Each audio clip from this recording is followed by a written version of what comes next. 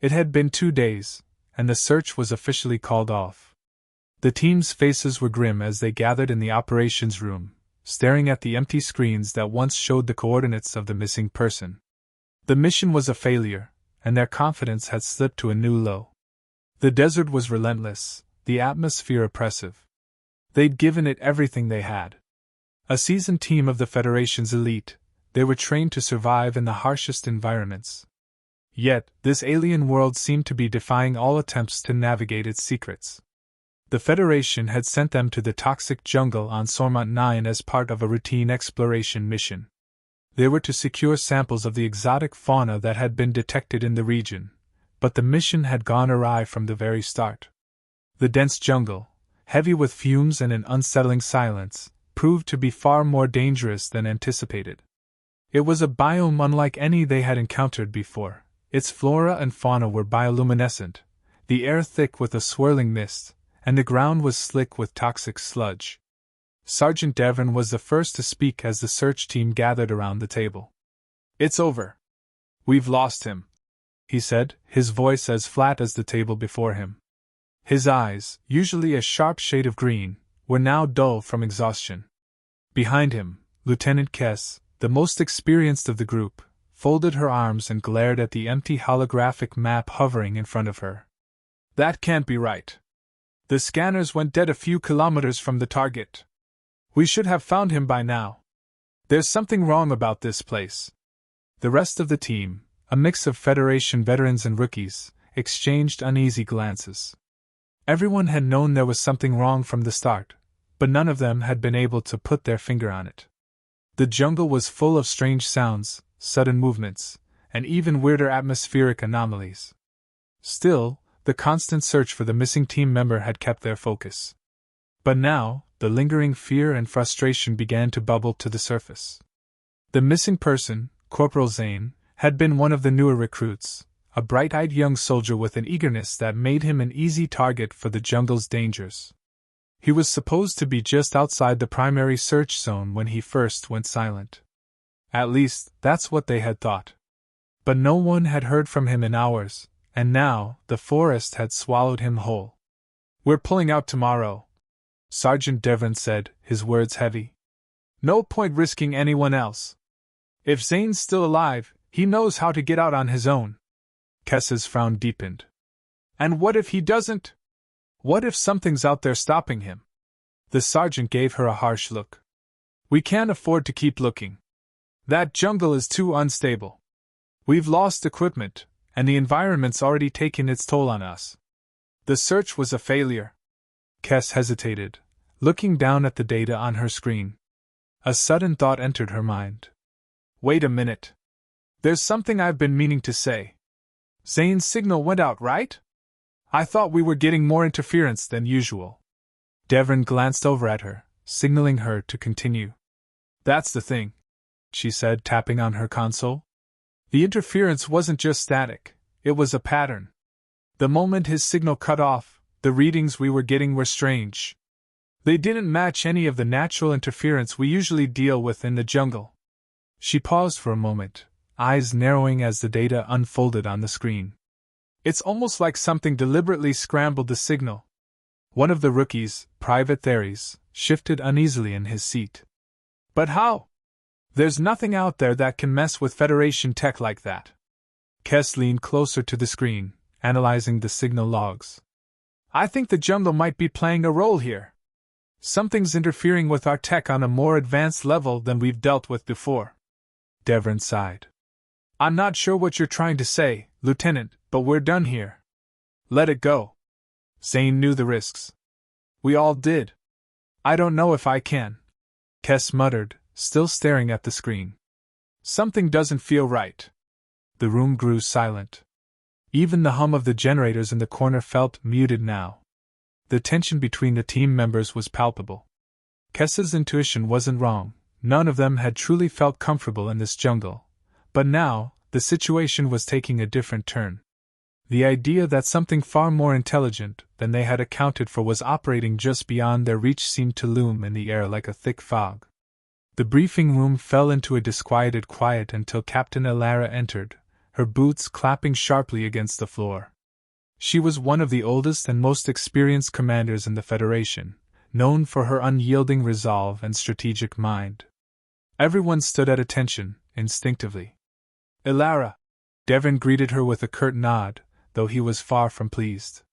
The captain had arrived a day early, just in time to witness the team's retreat. "Report," Elara said, already scanning the room. Her eyes, a piercing blue, lingered on the faces of each soldier, reading them like an open book. She was a woman who didn't need to be told what was happening. The signs were in the air. "The situation is as we feared, ma'am," Devon reported. "We've lost contact with Zane, and all signals indicate that there's no hope of finding him. The jungle's too dangerous. We'll be pulling out tomorrow." Elara nodded, but her eyes didn't leave Kess, who was still seated at the table, seemingly lost in thought. "What do you think, Lieutenant?" Kess met her gaze and hesitated before answering. "I don't think the jungle's done with us yet. It's almost like it's fighting back." Her voice trailed off as she glanced back at the map, her mind working on a theory she wasn't ready to voice yet. Elara crossed her arms. "Fighting back? I don't know," Kess said, her eyes narrowing as she pieced together her thoughts. "But something about the way this jungle works, it's not like the others we've been through. It's as if it's alive, and not in the usual way. The interference in our tech isn't random. And there's a pattern to it." "Alive?" Elara raised an eyebrow. "You've been out there too long, Lieutenant. Maybe it's time to get some sleep." But Kess wasn't so easily dismissed. "I'm telling you, it's not just the jungle. There's someone out there." The room went deathly quiet. A second passed, then a third, until finally Kess broke the silence. "We're not alone in that jungle." As if on cue, the door to the operations room slammed open with an explosive force, and the air grew charged with the tension of the moment. Everyone turned in surprise. Standing there in the doorway, framed by the bright light from the hallway, was none other than Corporal Zane. But he wasn't alone. He was flanked by a pair of the strangest creatures the team had ever seen. Zane looked haggard, his face streaked with dirt and his uniform torn in several places. But his eyes were full of something else, triumph. The team's mouths dropped open in shock. No one moved for a long moment, unsure whether they were witnessing an hallucination, or something more extraordinary. "Looks like you called it off too soon, huh?"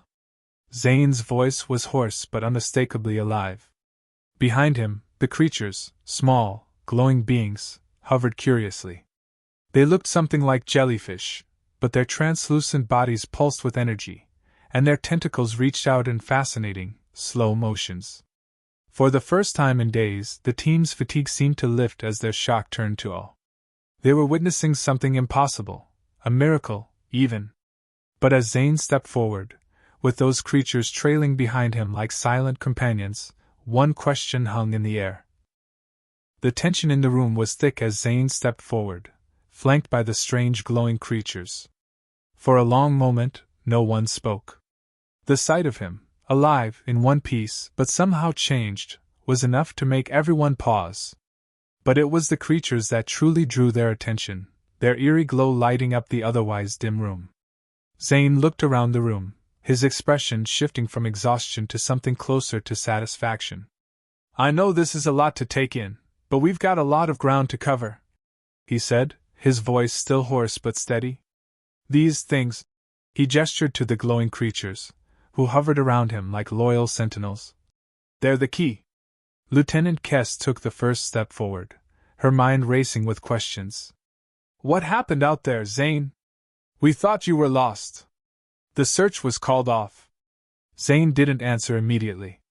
Instead, he looked over at the creatures, who seemed to be waiting for his lead.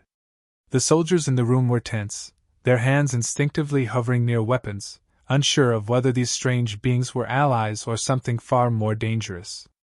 "We're not alone out there," Zane finally said, his eyes locking with Kess's. "You were right, Lieutenant. This jungle, it is alive. But not in the way you're thinking." Kess's brows furrowed. "Alive? What do you mean?" It's a jungle, Zane. It's got dangerous fauna and toxic terrain, but… No, this place is different, Zane interrupted. It's not just the wildlife or the plant life. There's something in the air, something that's manipulating the environment. And these creatures, they can communicate with it. There was a collective gasp from the team. Kes stepped back, shaking her head as she tried to process what he was saying. Are you telling us that these things are controlling the jungle? That's… Zane nodded, cutting her off. Not just controlling it, communicating with it. They're the reason I'm here right now. The jungle wanted to keep me, but these things helped me escape. The room went quiet again as the team processed this revelation. Captain Elara's eyes narrowed as she sized Zane up. This is a lot to take in. What exactly did you do to survive out there? Zane's gaze shifted to the creatures, and he let out a slow breath. I wasn't alone. These creatures, they led me to safety. They showed me how to navigate through the jungle, how to avoid the traps it set up. They knew where to go and when to move, guiding me when I thought I was done for. Without them, I wouldn't be standing here. Private Theres, still in disbelief, spoke up. But how did you get back to us? The jungle's got a vast range. You could have been anywhere. Zane looked at him, then back to Kes. That's the thing. I thought I was lost. I didn't know where I was. But these creatures, they can move through the jungle like it's nothing. They slip between the trees, and they can cross the toxic sludge without a second thought. I followed them, and somehow I ended up here. Sergeant Devon, his face still marked with frustration from the failure of the initial search, finally spoke. So, you're saying that these things helped you survive, and they're the reason you're back here with us. But how are we supposed to trust that? How do we even know you didn't? I'm telling you, Sergeant, Zane interrupted, his voice steady. They're not enemies. I would never have made it back without them. I don't know what their true purpose is or why they exist, but they've been here longer than any of us. Elara, though skeptical, crossed her arms. And you trust them? After everything you've been through? Zane glanced at the creatures once more, their soft glow flickering in response to his movements. I don't have a choice but to trust them now. They've saved my life more times than I can count. I wouldn't be here if they didn't want me to be.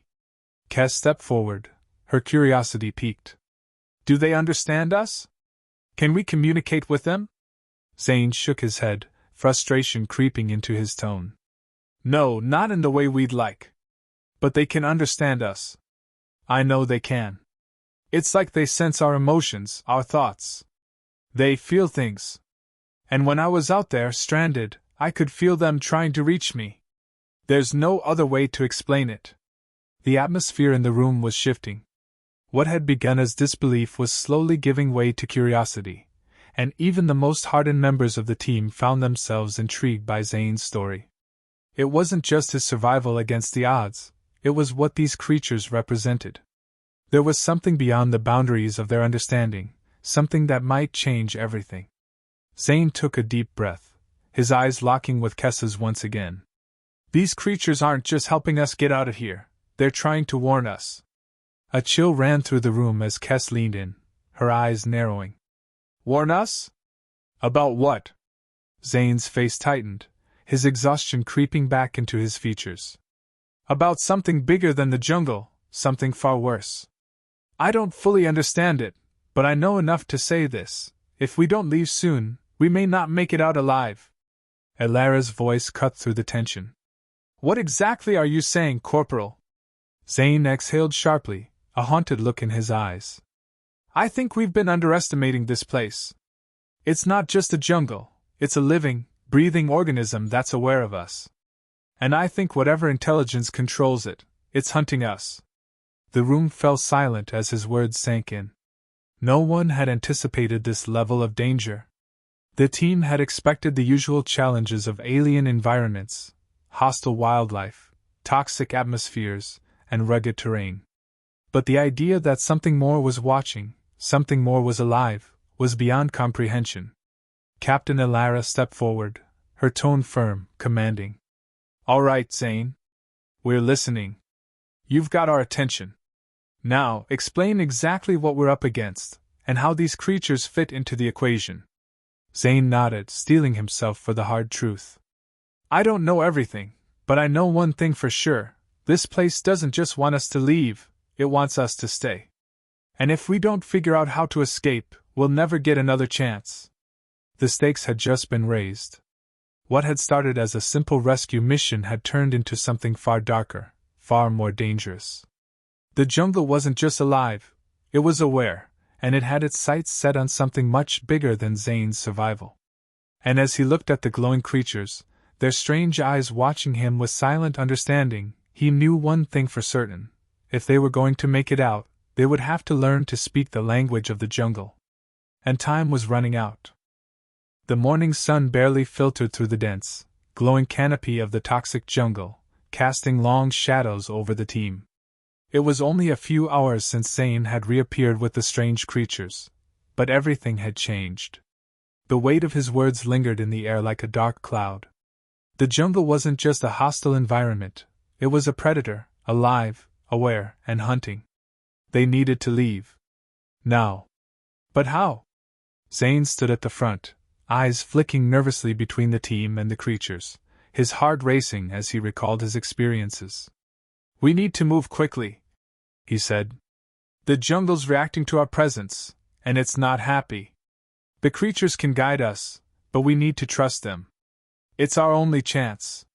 The team assembled behind him, tense, preparing for a journey into the heart of the jungle. Captain Elara stood tall, her resolve unshaken but her eyes narrowed in skepticism. How long do we have before it becomes a real threat? She asked, the weight of leadership clear in her voice. Zane's face tightened. It's already started. The ground is shifting beneath us. I don't know what the jungle's planning, but every step we take, it feels like it's watching us. I know that doesn't make sense, but that's the truth. The creatures led me to safety once, but I'm not sure they can do it again if we wait too long. Kes stepped forward, the analytical part of her mind still struggling to connect the dots. How do we even know we're not just walking into a trap? We don't know what these creatures really want. Zane looked at her, and for the first time, he saw the flicker of doubt in her eyes. She wasn't the only one unsure. He knew it was a hard pill to swallow, the idea that something as simple as walking through the jungle could lead to their deaths. But they had no choice. We're already trapped, Zane said, his voice low. The jungle itself is the trap. We can't afford to keep second-guessing. The only way out is to trust the creatures. Sergeant Devrin, who had been unusually quiet, spoke up, his voice laced with skepticism. I get it, Zane. But this whole thing is a mess. We've got no comms, no backup, and now we're supposed to rely on creatures that we don't even understand. This is madness. We don't have a choice, Zane said, a hard edge creeping into his tone. The longer we stay here, the more dangerous it gets. I'm not asking you to trust these creatures blindly, I'm asking you to trust that they can help us survive. The jungle isn't just an obstacle, it's an active, living thing. We need to stop thinking of it as just a place and start treating it like it's a predator. There was a silence that followed, as each soldier processed the gravity of Zane's words. The jungle around them seemed to pulse, as if it were listening in, its ambient sounds increasing, taking on an ominous tone. Something was changing. They could feel it. It was like the ground itself was tightening its grip on them. All right, Elara said finally, her voice calm but authoritative. Let's move out. But I want everyone to stay sharp. If these creatures lead us into something worse, we pull back. Understood? The team nodded, adjusting their gear and falling into line behind Zane. The two glowing creatures, now recognized by the team as the silent guides, hovered in front of them, their glowing bodies illuminating the mist that hung heavy in the air. The jungle had a strange, unsettling beauty to it. The bioluminescent flora cast ghostly shadows, and the air was thick with the scent of decay and the weight of unseen eyes. They moved in a tight formation, each step taken with careful precision. The jungle was treacherous. Every step felt like they were walking on the edge of a precipice. The ground beneath them shifted in unpredictable ways, the sludge bubbling in strange, rhythmic patterns, as though the earth itself was alive and responding to their presence. "Keep your distance," Zane warned, glancing back at the team.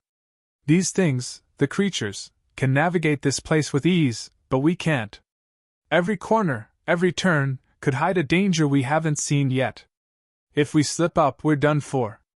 "Yeah, no pressure," Devon muttered, his face etched with exhaustion. Kes watched the creatures closely, her mind whirling with thoughts about their true nature. There was no question that they were intelligent, more intelligent than anything she had encountered before. But could they truly be trusted? What if their motives weren't as simple as saving them? As if reading her thoughts, one of the creatures turned and hovered beside her, its glowing body pulsing softly. Kes froze, her eyes wide as she stared at it. It felt like it was studying her, its presence both comforting and unnerving at the same time. The air felt thick with something unspoken, a sense of urgency that pressed down on her chest. "Are we sure this is the right way?" Kes whispered, half to herself and half to the creature. Her voice was barely audible, but the creature responded by floating ahead, as though it understood her question. Suddenly, the jungle around them trembled, a low rumble that vibrated through the ground. The team froze, looking around, their weapons raised instinctively. It was subtle, but unmistakable. Something was shifting. The jungle wasn't just alive, it was aware, and it was reacting to their presence. "What was that?" Private Theres whispered, his voice tight with fear. "We keep moving," Elara said, her voice commanding. "No stopping. Whatever that was, we can't waste time thinking about it. We have to keep pace with the creatures." They pushed forward, their feet sinking into the slippery ground, every step harder than the last. The jungle was becoming more hostile by the minute. Vines, thick with sticky sap, lashed out from the trees, trying to ensnare them. Some soldiers, caught off guard, had to hack through the tangled underbrush with their combat knives to continue. Then, a loud, unmistakable sound echoed through the jungle, like the screech of an animal, but alien in tone. It was distant, but it carried through the trees with an eerie, predatory undertone. Zane's eyes darted around, his breath catching in his throat. "The jungle's waking up," he muttered. "It's setting a trap." Before anyone could react, the ground beneath them shifted violently, and the team was thrown off balance. The earth beneath their feet cracked open, revealing a dark, cavernous pit that yawned like the mouth of some great beast. Vines erupted from the ground, grasping at their legs and pulling them toward the pit. "Move!" Elara shouted. "Move now!" The team scrambled, pulling at the vines, hacking through them as quickly as possible. The creatures, floating just above the chaos, didn't hesitate. They darted into the mist, seemingly unfazed by the chaos. It was like they were leading them through a deadly maze, each step pushing the team further into the jungle's heart. The ground continued to tremble as the jungle came alive around them. The traps were everywhere, each one more deadly than the last. Every step was a risk, but Zane led them forward, the creatures floating like beacons in the distance. The path ahead was uncertain, and the stakes had never been higher. But Zane was resolute. He had been through this jungle before, and now, he would lead them through its darkness. The true challenge was just beginning. The jungle was no longer just a place. It was the enemy. And if they didn't act quickly, it would devour them all. The jungle's grip was tightening with every passing minute. The air grew heavier, the atmosphere thick with the smell of decay and the hum of unseen dangers. The sounds of distant creatures, some shrieking, others growling low in the depths, set the team on edge as they continued to follow the glowing creatures. The ground quaked beneath them, the earth beneath their boots trembling with something alive, something ancient, as if the jungle itself were preparing for something catastrophic. But the creatures, those strange, glowing beings, led the way. They moved with an eerie certainty, as though they knew exactly where they were going. It was then that Zane realized the true scope of the jungle's intelligence. This place was more than just a predator, it was a hunter, and they were its prey. The creatures were no longer just guides. They were allies, and it became clear that their bond with the jungle was far more complicated than any of them could have guessed. They had been created, or perhaps had evolved, for one singular purpose: to coexist with this living ecosystem, to help it survive, and to guide those who dared enter its domain. Zane had seen it before, the way the jungle shifted around him, responding to his every move, the way the creatures seemed to speak to it. They were not just surviving in this place, they were a part of it. And now they were all part of it too. As they moved deeper into the jungle, a sense of urgency filled the air. It was no longer just about escaping, it was about finding out why the jungle had turned on them, and what was driving it. Zane knew they were on borrowed time, and every second counted. But as they followed the creatures deeper into the forest, the jungle seemed to grow more erratic.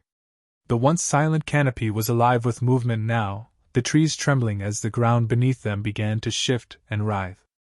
A strange, pulsing energy filled the air. The jungle had sensed them, its prey, and it was closing in for the kill. The first to break was Sergeant Devrin. His eyes flicked nervously around the dense forest, his pulse quickening. The vines seemed to twitch and stretch unnaturally as they moved, and his hand never strayed far from the weapon at his side. "We need to hurry," he muttered. "This place isn't just alive, it's aware of us." Kes nodded grimly. "I felt it earlier.